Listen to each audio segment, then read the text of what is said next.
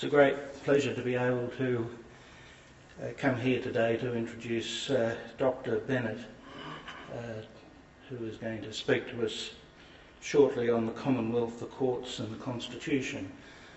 I think most of you would know that he's been the Solicitor General for the Commonwealth since 1998 and he's retiring shortly from that position. The Solicitor General is the person that we most hear about presenting the Commonwealth's case in the High Court on constitutional and other matters, and also representing the Commonwealth in other courts, in particular the Federal Court. At least I hope I've got that correct. David is in fact the 8th Solicitor General in the list, and he's the 6th occupant of the office in its modern form. He's had a very distinguished career. He's a graduate with honours from the University of Sydney. He holds a master's degree and a doctorate from Harvard University. He's went to the bar in 1967. He's been a QC since 1979. If I were to read out all his activities and accomplishments, there'd be no time left for the lecture.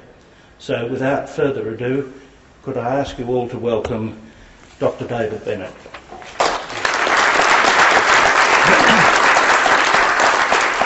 Thank you very much. As both Henry VIII and Elizabeth Taylor said to each of their spouses, I won't keep you very long.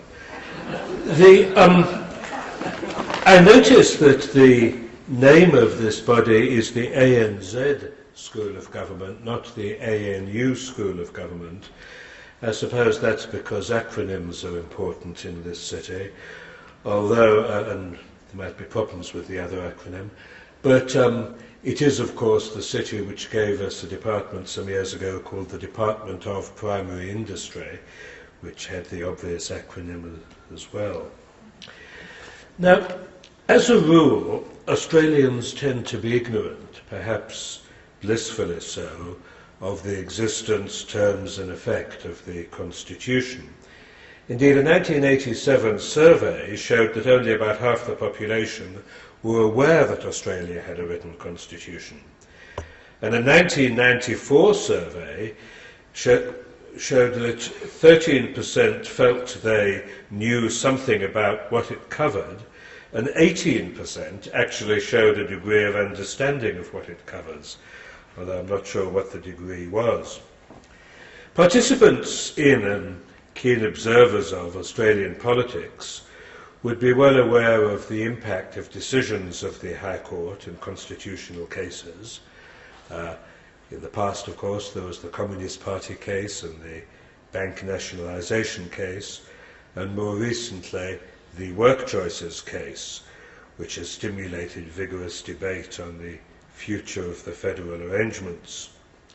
But what I'm going to talk about is the manner in which the disputes that give rise to these decisions are conducted and the roles of the various participants in that process.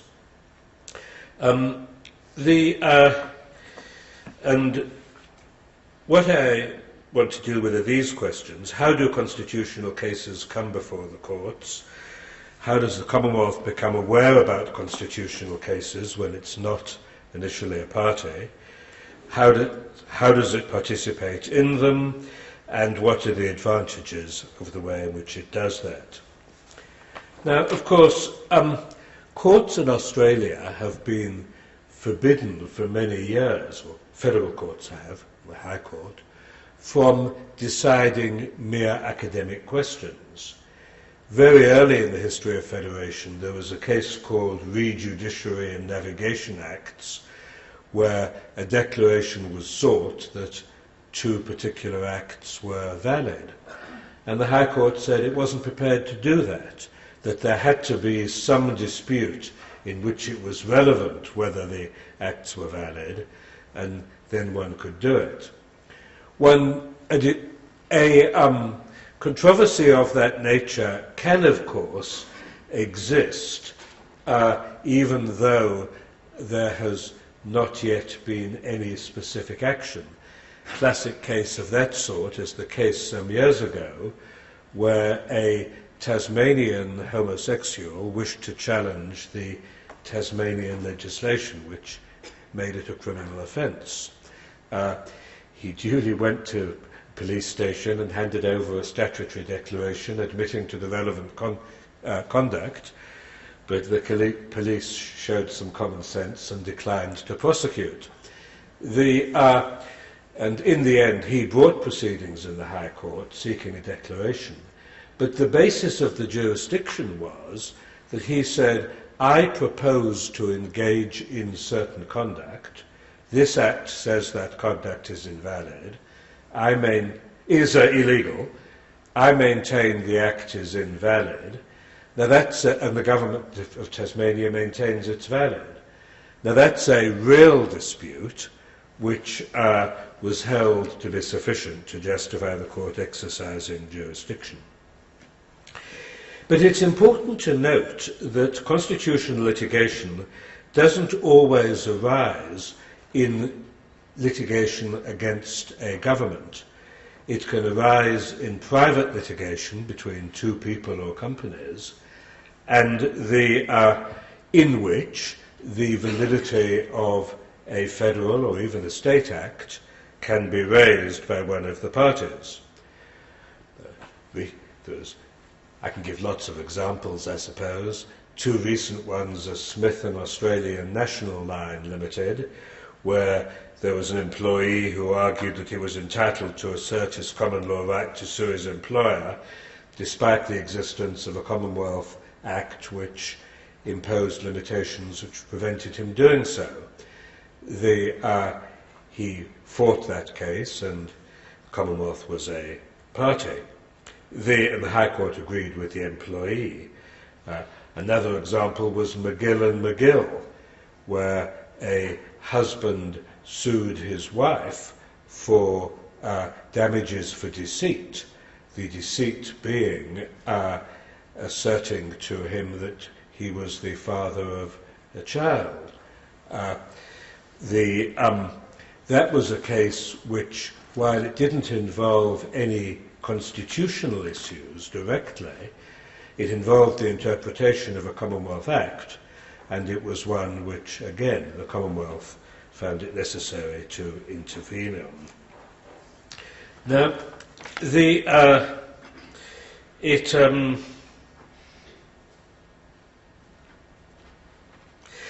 Alinta case is a third example. That's a case where the Australian Pipeline Limited and Alinta Limited had a takeover dispute.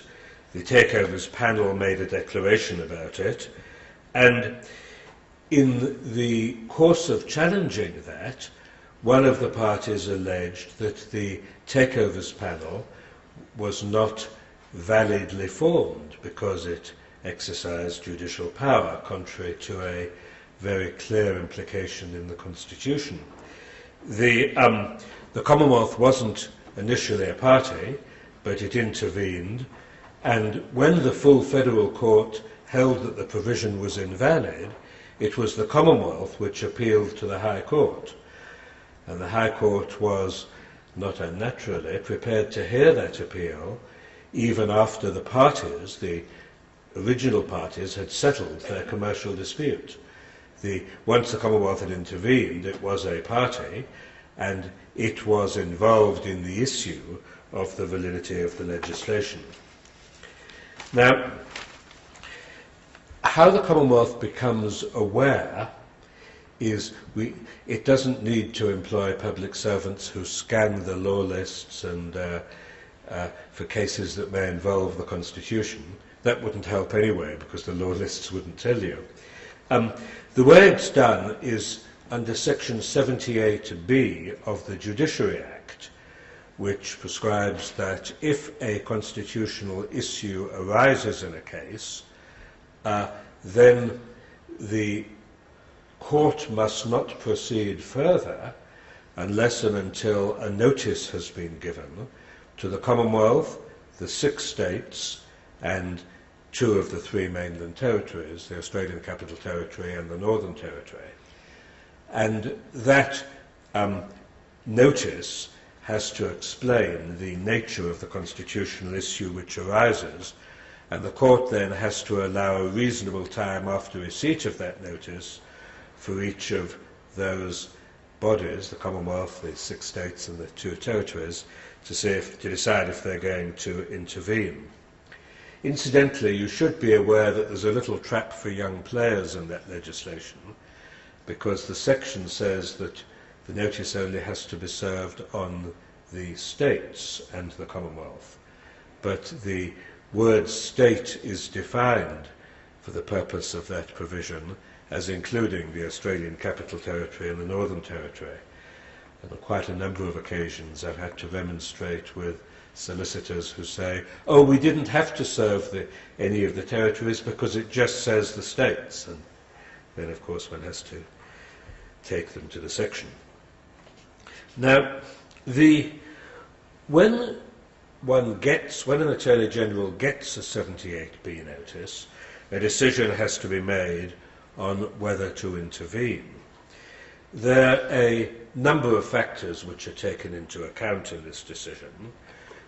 Whether the matter involves an attack on a Commonwealth law, the Commonwealth would almost always intervene if there's a credible attack on one of its laws, although it tends not to in totally vexatious litigation, the sort of stupid attack on a Commonwealth law, usually by a litigant in person, which is just obviously not going to succeed. There's a little bit of tension about whether one intervenes in such cases. I've tended to take the view that it would be desirable to intervene and assist lower courts in such cases. That's not the view taken by the department, and it's not the view which has prevailed. And in general, we don't intervene in those cases. As I say, there are 2 views about it. Then we get a lot of 78B notices which say things like this. It's an implication in the Constitution that courts should decide cases fairly and justly. My case wasn't decided fairly and justly because I lost, and therefore it's a breach of the Constitution. We actually get notices that say that sort of thing, or say it a little more subtly, but not much, and we don't bother to intervene in those cases. Though we might in the unlikely event of one ever getting to the High Court. The second question we look at is whether the constitutional principles involved are well established by decisions of the High Court or are the subject of a reserved judgment. The third is the level of the court. Obviously, we're more inclined to intervene if it's the High Court than if it's a magistrate's court, although we do intervene from time to time in lower courts. There's whether there's likely to be an appeal. If there is, there may be little point in intervening at the lower level. Although, again, I have a slightly different view to the prevailing view in that area. I think if a decision is on its way to the High Court, in the sense that it's going to be decided by a single judge of the Federal Court, then the full Federal Court, and then inevitably go to the High Court, and it's an important case, I've taken the view there's a lot to be said for intervening at the early stages for 2 reasons. The first is that otherwise we may get the wrong result and the unsuccessful party may not appeal, so it may end there and you're stuck with a decision of a lower court saying an act is invalid or that sort of thing. That was a problem which faced the Commonwealth in the Catholic bishops' case some years ago about the validity of Victorian IVF legislation. A second factor in favour of intervening in lower courts is that one helps them to get it right. Most lower courts are not familiar with constitutional law. And the third factor is a personal factor. I find if I argue the same case 3 times, I do it better the 3rd time than I did it the first time. And of course my opponent will have had that advantage, so there's a lot, or usually will have had that advantage, so there's a lot to be said for intervening in appropriate cases at lower levels. Then another factor is whether a Commonwealth party is already involved. If a Commonwealth entity is one of the parties to the case, like the Commissioner of Taxation or the Director of Public Prosecutions or someone like that, then that's a reason for not bothering to intervene, although sometimes we still do. And sometimes in those cases, I'll sort of insert myself into the team that's already arguing it for that Commonwealth entity, and I'll lead that team in the High Court. Another matter we look at is whether the applicant's represented and whether the applicant's constitutional argument is, has some prospect of success. And so they're the factors we look at, and no doubt the states and territories look at similar factors, although of course many constitutional points are not of direct concern to them.